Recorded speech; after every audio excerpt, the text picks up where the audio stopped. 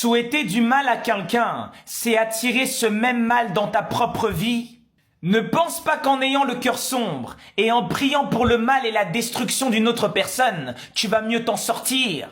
Souhaiter du mal aux autres, c'est le cultiver en soi-même, c'est s'empoisonner personnellement. Bouddha disait que la haine est comme un poison que l'on boit en espérant que l'autre en mourra.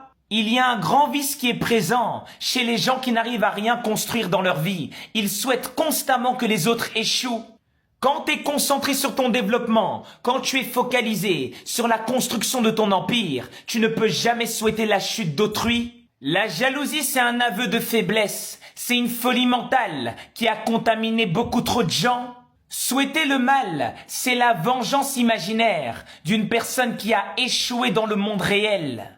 Balthazar Gracian disait que l'envieux ne meurt pas qu'une seule fois, mais autant de fois que l'envié gagne de louanges. Les jaloux vivent un enfer quotidien, car ils lient leur bonheur à l'échec d'une personne qui ne fait que réussir. L'initié change chaque perte, chaque problème en opportunité et en victoire, donc l'initié ne perd jamais.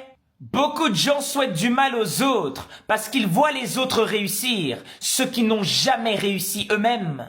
Porter négativement quelqu'un dans ton cœur ne ralentit personne, mais ça te paralyse toi par contre. Le temps que tu passes à espérer la chute de quelqu'un d'autre, c'est le temps que tu devrais utiliser pour construire ton ascension.